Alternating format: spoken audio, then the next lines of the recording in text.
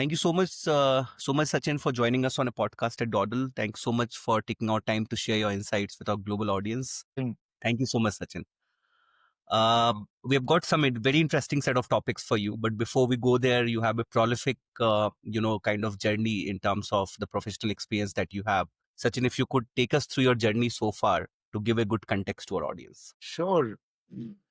I, several years back, almost 2 decades back, I started as a software engineer and very quickly got into marketing and largely events and web. And then joined a startup called Games 247, where I was part of building Drumming Circle and then subsequently, much later on, My 11 Circle. And, when we started at that point of time, there were a few macro signals. There were lack of entertainment options for the mature audience. The ARPUs were very low. Uh, you know, there was no clear benchmark data available for us. So we looked at telecom as a benchmark proxy. The ARPUs were less than 200 rupees. But when we broke down that data and looked at the ARPUs, in a very different way, we saw that there was 5% of the audience who were on postpaid, and there the ARPUs were in the range of 1,500 to 2,000 rupees. And so it was clear to us that if we build something for the high spending audience, which itself was fairly large because of the size of our country, that you can make something meaningful. And we were very clear right from the start that we want to focus on skill-based entertainment, which requires intelligence. And the simple reason was that India as a nation respects skill and intelligence, and games like chess, rummy are very high on skill and intelligence. And it has a deep penetration across the country, especially in the southern markets. So we focused on games which required skill rather than chance-based games. And that was the time when internet was expanding, online payments were in its early stage. And I think there was a big uptake when UPI and 4G network came through. So the mobile expansion of games started happening, and a much larger section of people started utilizing entertainment content on their mobile devices. So that helped a lot. And early days, like payments was a complete mess. There was only one payment gateway in 2008 that I'm talking about. So that was that. But we sort of stuck to our belief and philosophy of providing entertainment for with skill-based games and priced competitions and tournaments, and that sort of worked. And we just continue to focus on that domain for a very, very long time. And yeah, when I started with the gaming business, my first month we were in a small house for 5 people, and my first month target was to fill up one 8-player tournament, and my marketing budget was 30,000 rupees. And just to fill a 8-player tournament was a very hard task at that time. But yeah, luckily, things worked out.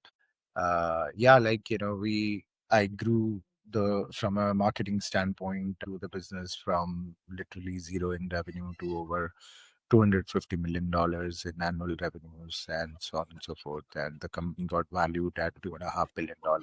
And most recently, the government decided to pull some shutters down on the real money gaming business. So I had to take a complete pivot.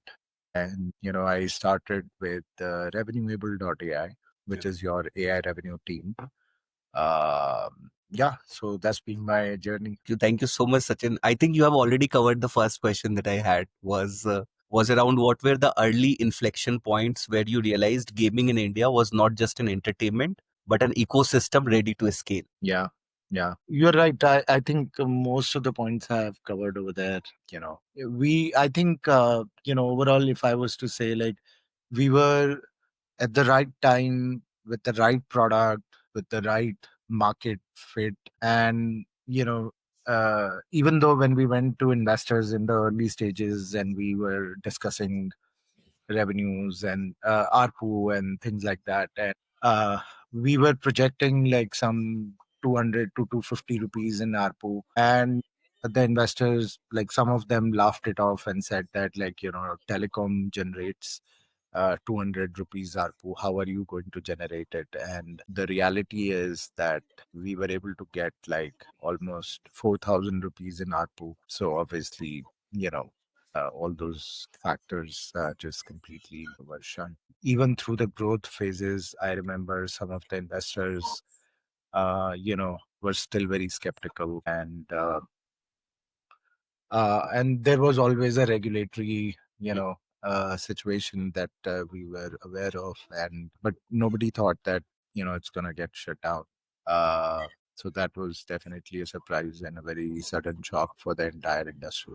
Yeah, but clearly, the 17-18 year journey to scale it from zero to a unicorn status was definitely a very rewarding one. Yeah. Absolutely.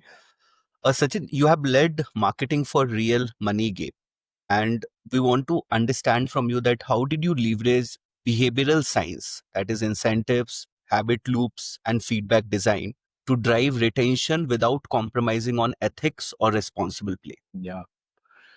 So, we data driven marketing was the core concept. So, we focused on tracking data and funnels right from the start. And we realized that this, I'm talking about the early stages of the business, we realized that there were no systems available to to do the kind of tracking that we want to do and to run the kind of things that we wanted to do. None of the systems were available at that time, or they were in a very, early stages themselves, right? So we were left with no choice but to build our own systems. And the foundational layer of data driven decision making led to an experiment based culture, which led to hundreds of experiments to improve customer experience as well as building product features, right?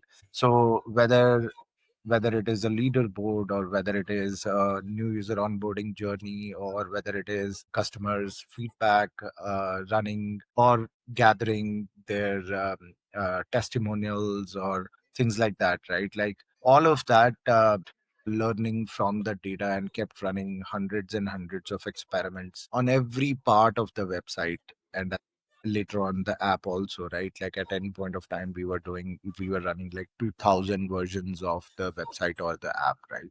So when you run experiments that aggressively, and when you are constantly learning, right, you understand what the customer needs. And when you understand your customers more intimately, when you understand what their needs are, you can build several retention loops. We ran few experiments where we saw where some of the behavioral economic techniques were applied, and we saw that very few of them added to long term meaningful revenue. What they did was, let's say if a customer was going to spend $1,000 in a year, what such techniques would do is it will sort of accelerate it for 1 or 2 months, and then it'll bring it back to the normal level.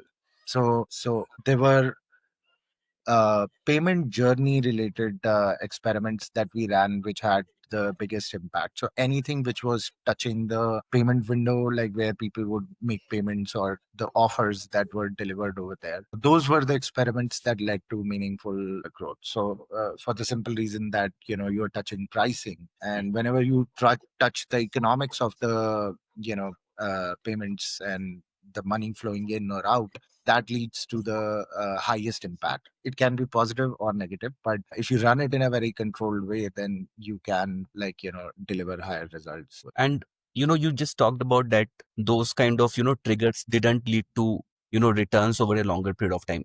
It kind of created a spike and then it fell down. Can you explain this with a few examples? So take an example of putting some kind of hacky bonuses, or like, do this, I will give you that, those kind of things, right? Or play this much more and we'll give you something else. The thing is that a player has a certain budget to play with, right? So if you're going to try to manipulate things, it might show you a short term result, but it's not necessarily going to have a meaningful long term result. Things that worked in a meaningful way in a long term is always a hyper personalization journey where you actually, so we built systems where we were able to predict the lifetime value of a customer in the first 10 minutes of their journey. And how we would do that is that we would take time based snapshots of database of data of the customers, thousands and thousands of customers in real time. And then we would feed that to statistical models, which would create outputs of customers with prediction scores that they can be a high LTV users, mid LTV users, low LTV users, right? And when you do that, what you can do then is in real time target the people who are predicted to be a high value customer. So for them, you can offer different kinds of, bonuses or incentives or rewards, right? A very simple example of that would be that if I know that you are $1,000 LTV customer, predicted LTV customer versus $100 predicted LTV customer, right? I would give a offer to $1,000 customer of, let's say, $100 bonus as opposed to like $100 customer or $10 bonus, right? And hence the people who do have the spending power and are predicted to be high LTV users will be able to immediately appreciate that, this is a great offer, like let me take it, right? As opposed to if I was to offer $10 bonus to them, which we were offering to, let's say, everybody else, they will have no affinity towards you because there are five competitors in the market and everybody is giving you a $10 bonus. So then you are not able to differentiate yourself. But if you start offering $100 bonus to every customers, then you're going to lose a lot of money, right? Like, so leveraging data science and leveraging such kind of statistical modeling, and this I'm talking about pre chat GPT era when you had to actually do statistics on your own. But so we started working on these models like very long back. Like, we were running our own machine learning models somewhere in the 2014-15 time frame, right? Does that give you a perspective? Absolutely. It gave me a good perspective. Perfect. Got it. And when we talk about gaming, the growth depends as much as on trust and compliance as on engagement. So, what are those frameworks or strategies were key to maintaining integrity and transparency as the business scaled? Yeah. So, trust isn't about marketing or sales, right? Or for that matter, brand building, right? Trust building is a infrastructure item. What I mean by that is that every single action of the business, if it is not transparent or if it is not pro customer and you try to do sneaky stuff, right? For every action you are either gaining trust or losing trust, right? And think about a consumer's journey in a LTV zone, like from 0 to, let's say, 3 years, 5 years, right? 10 years, their trust equation keeps going up and down, right? And if you as a brand or as a company or a business, right, consistently make sure that your actions are increasing the trust and not dipping it, then you've built a trustworthy business, right? And that's all there is to a business, right? Like, it's an exchange of trust, right? Like between a customer and a business, right? So we were, quite obsessed about it right from the start. So, we would have the random number generator, which is used to distribute cards and things like that, fully certified. We would undergo game fairness audits on a regular basis, KYC process to ensure we are working with the right kind of players, openly show in a payment page the exact amounts that people are depositing, what is the bonus that will come to them, what is the GST amount, and so on and so forth. So transparency across the system. We built several tools, internal tools to detect bots, to detect collusion, to detect fraud. And all of those systems are like pretty hard to build and very expensive too, right? But if you don't build it, then people will rig your system. And the moment people think that, your system is rigged, they will start spreading bad news about you and they will leave your platform, right? We used to have a pretty decent, like almost industry's number one retention metrics. And that was largely because we invested in such kind of systems, right?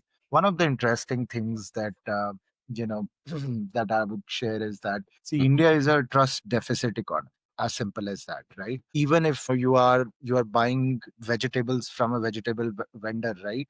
You hand over money, and on the other hand, you take the packet. It is that trust deficit. And this is, by the way, true across the board, right? Like, so one of the features that we built, and we were the first ones to launch it against all feedback that we heard internally from the company or from external people, right, was instant withdrawals, right? And everybody thought that if you let people withdraw money instantly, they will run away with the money and your ARPU will actually go down. Your retention will drop, right? And it had the exact opposite impact. Because we let people withdraw their money, they were immediately able to trust us that this is a genuine platform. Like, they are not just saying what that you will win real money, but you actually win real money and you can withdraw your money, right? And that feature itself gave us like a pretty decent jump in all our metrics, whether it is conversion or virality or retention and ARPU. People actually started spending more because every single time they would win and they would withdraw their money, they would get a feeling that, oh, I won. Irrespective of past, like, what would have happened in that moment, they felt that they won.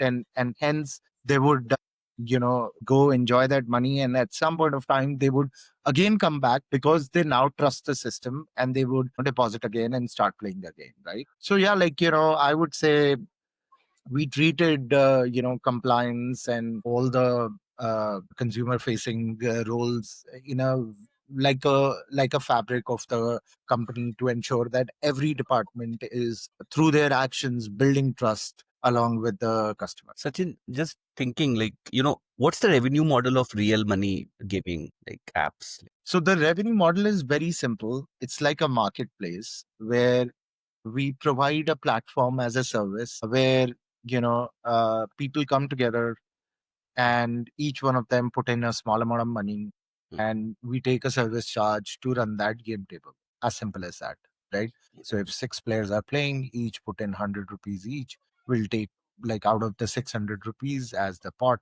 we'll take 10% as our commission. That's about it. As simple as that. Got it. And there are GST charges and all are also applicable. Of course, there are several charges, but that's the high level business. Now, you have witnessed the evolution of marketing from mass communication to data driven personalization, and you have already talked a bit on that. What did scaling in gaming teach you about building emotional connect and credibility in categories where consumer skepticism is high? Yeah.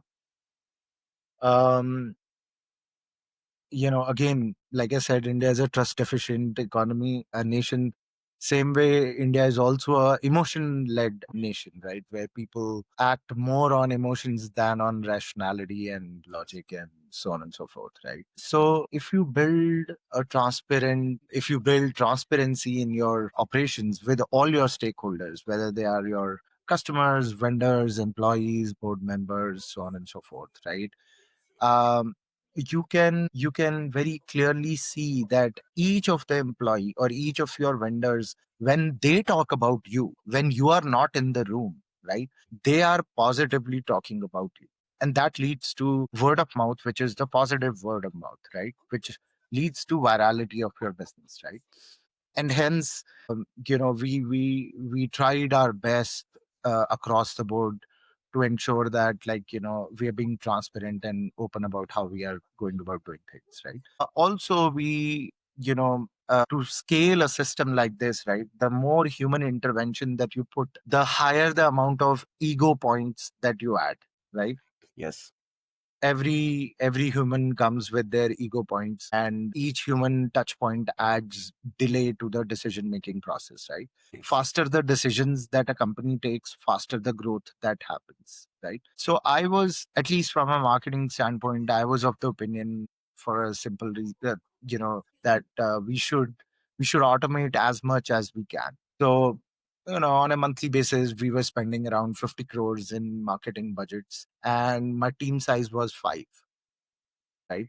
And we didn't have any agencies. That is only possible, if you would have automated your business, right? Otherwise, you just can't, right? So we built several internal tools which would help us automate our decision making, right? And to ensure that the decision making is accurate, we would leverage machine learning extensively, right? Like we built several tools internally to enable day-to-day decision making on marketing spends and so on and so forth. In addition to that, we built systems to onboard new vendors in a rapid way, right? Like just a simple example that today, not today, but like maybe like few years back, to onboard a new affiliate, it would take you like probably few weeks, especially if you are an app, because then you require APK or iOS based integrations for firing off pixels and things like that, right? And then enabling the data access for the vendors so that they can optimize their campaigns, right?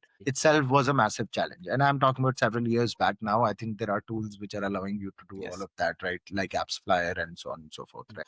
So, I'm talking about 2015, 16, when we built these kind of tools where I could onboard from the first contact from the vendor to taking them live in less than 24 hours, whether it is an app or a web, doesn't matter. And so that speed of execution, right? And enabling all of that through technology, right?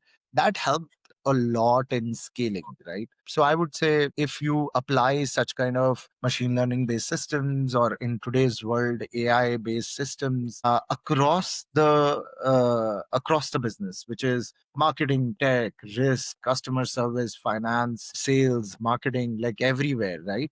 Product. Not just one team is moving fast, every team is moving fast, right? And the thing, there is an example of that wheel going, right? And there are different teams as spokes. Yes. So if one part is not aligned, right, you will not see the rapid growth, right? So we enabled everybody in the company to access any kind of data and come up with hypotheses and come up with experiments so that everybody can grow faster in their own roles, in their teams, and hence subsequently the company. Yeah. So yeah, no secret sauce. It's just we did the fundamentals right, and we basically enabled people for fast decision making. I think there will be a lot of things which I think you would have been the first person, to do so. Because I think the time when you were a part of the gaming industry, when you started, there was nothing except Rummy Circle and one or two more, maybe. Like, Yeah, there were a lot of firsts that happened, but I think I'm not about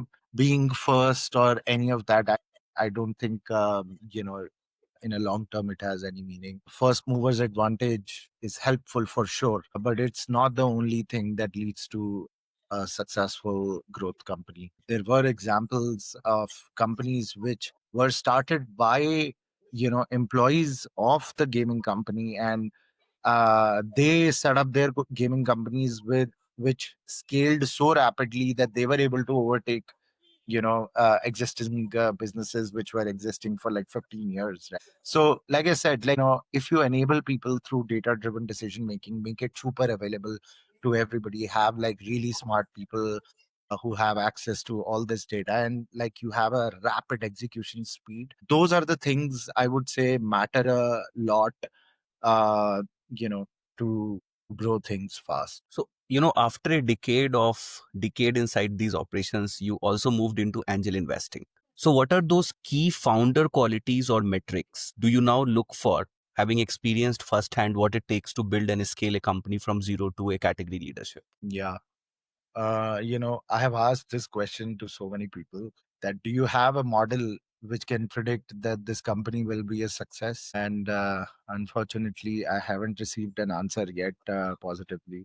I have not yet tried solving this problem, honestly. Like, if I apply myself to this problem, there is a possibility I might find an answer. But the challenge is that, it's so many variables, right? Like, to control for, and the time taken to determine the success and so on and so forth. So it's a difficult, prediction to make, right? Some of the things that honestly, that I look for or I looked for in past, and it sort of makes sense to me, is, do you have deep consumer insights which others don't have. The reality of anything, any successful business is that they found consumer insights which were very deep, core to human psychology, and they leveraged that to build something amazing, right? For example, Google figured that human memory is very temporary and you can only store so much in your current memory, and hence everything gets wiped out. So they played on memory for the longest period of time. They continue to do that, and which is their largest sort of revenue stream, right? Same way in a gaming business, hope to win, right? Hope to succeed, right? Mm. That is the underlying psychological principle, right, which leads to constant engagement and so on and so forth, right? So anybody who wants to be an entrepreneur, right, it doesn't matter whether you have money or not, it doesn't matter whether you have technology skills or not, or whether you have people skills or not. Like, people skills are helpful though. So it doesn't matter. Most of it doesn't matter. What matters is that, do you have deep consumer insights, right? With unusual deep consumer insights. And two, can you envision how to leverage it through a automatic machine, right? Like, can you put this insight into a machine operation where that machine utilizes this insight consistently and takes that input and generates money out of that, right? So to build this machine, you require immaculate execution. So when I am talking to founders, right, I do try to gauge these two things: that do they really have a deep consumer insight, and how are they able to back that insight, right? And to sort of present that yes, they can back that insight, they have to show execution, right? Because if they have not shown execution, that means they are just talking in the air, right? Like, so everybody has great ideas, right? Like, at the end of it, if you're not executing on it, if you're hoping that one day some investor will come put in all their money in building your business, so sorry, that's not going to happen, right? In today's time, with AI being available to you, like, there is zero excuses left to build a business on your own without investors' money, right? And then comes, do they really have a meaningful grip on the product features? And when I say meaningful grip on the product features, I mean what not to build, right? So are they able to understand that who is their customer, plus who is the value chain of their customer, in the sense that sales purchase chain, meaning if, let's say, a developer is going to use your product, and you did a market research by talking to 100 developers, and you thought that, oh great, like, I've spoken to 100 developers, all of them want to use my product, but you've not understood the problem statement itself clearly, or you've not articulated the problem statement itself clearly, and not understood that the sales cycle of that purchase is going to be three more decision makers above them, and they don't think that this is a big problem, or this problem needs to be solved. You'll have a great product which your developers will be using, or the 100 people that you spoke to, but nobody will be paying for that product, right? Like, so what to build, what not to build, extremely difficult decision making makes or breaks a company, right? I've made several mistakes, several times, not once, multiple times. And the most humble thing to do in general in a product building scenario is, like, don't make claims like, I already know everything about everything. Like, please just go and talk to your customers, and also learn from them that, like, what is their current problem, and like, just by providing this solution, is this actually going to solve it, or there are three more connected problems, and unless you solve those three, this one problem will not actually get you a contract. So all of that. Then comes your attention to detail, attention in general. Today's time, like, when I speak to some of the people, like, um they are talking about one thing, I rebut them on that, they immediately go to talking about second thing, and then they falter on that. And I'm like, boss, if you had attention to detail, you would have gone and spoken, like, asked 20 more questions to your customer to actually understand the problem statement correctly. right? And it's very, very hard to find attention to detail in today's time because of the distraction economy. All your reels and this, that, whatever, like so much of distraction that people are like, young kids are not even willing to read a single document now. It's become so hard, right? But deep problem solving comes through attention to detail and handling corner cases in depth. And all of that, if you're not focused, then sorry, it's not gonna get solved, right? Also, finding hard problems, right, to solve rather than solving the simpler ones. But of course, in India, I would say the ecosystem may or may not support that hunger to achieve. Like, you should be thinking about that problem nonstop and trying to solve and sell nonstop, right? Like, a vision to progress towards the goal that you are trying to achieve, and velocity of execution, right? Like, unless you are able to see all these three, doesn't work. And like, there are people who will try to fake these things, but it's so easy to see through that. And literally 2 3 questions, people who have depth are the only ones, or attention to detail are the only ones who are able to answer the questions, to be able to showcase that yes, they actually know what they're talking about. Lastly, I would say just gut feeling, boss. Like, sometimes, like, you know you get a gut feeling that yes, okay, let's do this. Thanks so much, Sachin. This was very insightful. Uh, when we talk about Gen Zs, we see a shift from consumption to participation. So, how do you see the entire creator economy, gaming, and micro investing models converging over the next few years? Yeah.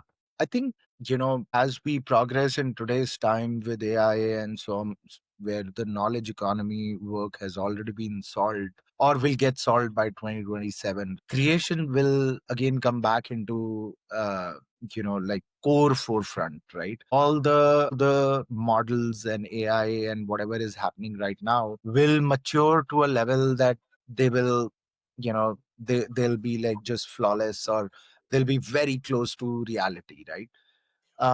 How creators will utilize that? Well, I think it will give them a lot of time to invest in high quality output, right? Yes. That's part one. So my sense is that you will see a lot of art which is either AI assisted or AI generated, but there are creators who are working on creating that. So you'll see much better quality of output. To how do I relate it to gaming? Well, I mean, I'm yet to see anything meaningful coming out on this front. Like, there are 1 or 2 companies who tried creator-led gaming businesses, but honestly, nothing meaningful I've seen till now. And the last part you were asking about micro investing, right? What do you want to understand? Like, I didn't understand the question around micro investing. Like, what did you mean? Yes. So, since we see that, Gen Zs are kind of not, only into consumption, but they want to participate in creation. So, Yeah. how do you see this entire creator economy, gaming, and micro investing models converging? Yeah, I mean, it's already happening, right? Like, creators on YouTube and Instagram and other platforms like TikTok and some in the China, Yeah. they do get those micro votes and like some Yes. super chats and things like that. That's money walking into their door, right? For example, they start creating longer form content, which is like more cinematic, movie like, web series like. You'll see so many more creators, right? And hence, people would be willing to pay in small transactions, just like you pay for a movie ticket, right? Like, or if they are running game shows, then you'll see participation from people in. So think of like a live gaming tournament being run where somehow it is concentrated on one person doing certain things, and people are participating through their skill sets or through their participation in some other way, and so on and so forth. So yeah, it can happen. Haven't seen anything meaningful yet. Got it. Sachin, you have seen multiple tech cycles. You have seen web, mobile, and now AI. What excites you the most about AI's potential in gaming and consumer tech? And are you seeing a smarter deal flow or founders using AI to disrupt engagement models? See, what I've seen uh, across web, mobile, and AI, right? Like, the fundamentals of human behavior don't change that much, right? So if you do understand how to attract attention of a consumer or how to keep them engaged, right? With or without AI, with or without all of the platforms and so on and so forth, those basic fundamentals remain the same, right? Mm. Now, in terms of AI's potential in gaming and consumer tech, I would say AI is already contributing a lot in the sense that people are using AI for creating graphics, for animations, for images, for video content, for real time creation of questions, for quizzes, real time checking of answers, checking of responses, Mm. engaging on a voice or a video AI, so the coding, so all of that is happening, which is all required in gaming also, right? Like, so right now, AI native gaming is extremely in early stage, which is like where you are actually engaging with AI to play a game, right? Largely right now, it is AI enabled gaming. And that's what most of the use cases I've seen. I am also interested in seeing meaningful use case around AI native gaming, but I'm not saying that it is going to be an immediately investable idea, for the simple reason that if something is AI native gaming, then it breaks the traditional rules of B2B SaaS, right? Because there is a constant consumption of tokens which will keep increasing unless you build this in such a way that the consumption of tokens don't increase over a period of time, right? And you are able to generate some meaningful margins over there, right? So yet to see something meaningful in a pure AI native way. But of course, there are so many companies, gaming companies, which are now leveraging AI for various use cases already. And at last, Sachin, for the founders who are pitching to angels and micro funds today, what are the top mistakes that you see repeatedly? I know, man, I've made those mistakes myself. So I'll just share the mistakes that I have done. One is building products Hmm. without actually talking to a potential customer, right? I've met several CPTOs, Chief Product and Technology Officers, or CTOs, right? If you are owning the product, right? And if you're not talking to the customers, then in my mind, that's one of the biggest mistakes. Then jumping to raise funds or constantly thinking about fundraise rather than focusing on building meaningful business, right? See, if you think about it, most of the investors are trying to make you an employee for themselves, right? So people just don't get it. This is the hook of the podcast. Yes. And people don't get it, right? Like, people think that with this investor's money, I'll be able to, scale my business. But what they're not able to understand is that, they are putting that money to take that money out of the business, right? And you would have scaled the business, reach a fantastic point of growth, and they will walk in and say, thank you, please give my money back.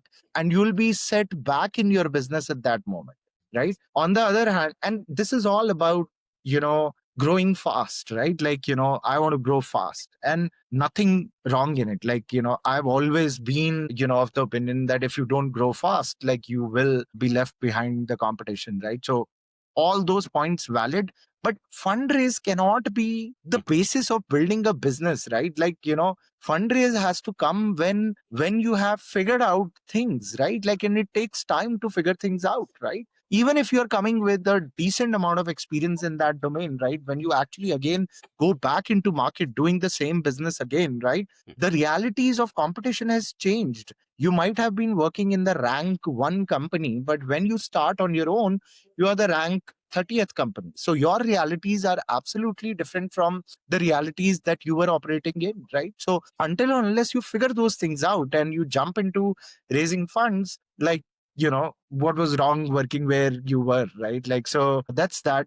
And then differentiators, in the sense, like, you focus on customers, focus on revenue, profitable unit economics, large demand pools. I think those are more important things to think about rather than running after, fundraising and investors and so on and so forth. Unless you've come up with such a freaking revolutionary idea that, that, like, if you don't put in a large amount of capital upfront and don't scale it, like, you lose an opportunity. But if that is the case, then like in extremely rare scenario this will happen, because all investors go through the same story, like show the product, show the traction, show the MVP, like do you have a product market fit, so everybody goes through the same cycle. Like you might think that you are different, but no, like unless you are Mira Murati. So again, like very very, if you think about timing over there, right? Like if Mira Murati would have gone to investors pre chat GPT and tried to raise at a billion, 2 billion valuation, or let's say, a few years later, when let's say there were 10 more open AIs in the market, right? In both the situations, she wouldn't have been able to do that, right? Like the reason is because people understand the value that she's bringing. Plus, they also understand that this is the right timing to capitalize, right? Like, so yeah, like, there are so many factors that go hand in hand for making things work. Thank you so much, Sachin. Thank you so much for this insightful discussion. I hope Sure. the audience will learn so much about the gaming industry, and especially from a veteran like you who has been involved in the gaming industry right from the very inception of it. Thank you so much, sir, for taking out time. Thank you, Rishikesh, for inviting me for this podcast, and uh, great work that you're doing. Keep doing, give more opportunities to more people, to give them more visibility. And thank you so much. And I wish you the best. Thank you so much, sir. All right, then. Take care. Bye.